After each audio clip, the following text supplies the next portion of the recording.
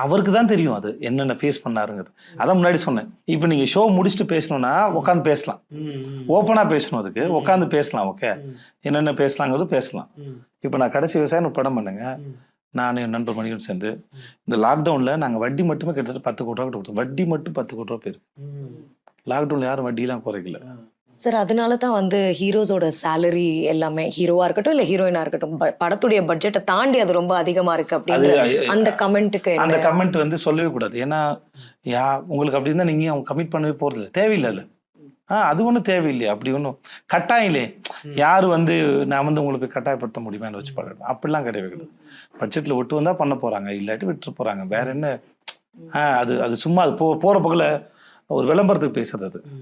அது அந்த கணக்கில் வராது. அது அவருக்கு தான் தெரியும் அது என்னென்ன ஃபேஸ் பண்ணாருங்கிறது. அதான் முன்னாடி சொன்னேன். இப்போ நீங்கள் ஷோ முடிச்சுட்டு பேசணும்னா உட்காந்து பேசலாம், ஓப்பனாக பேசணும்.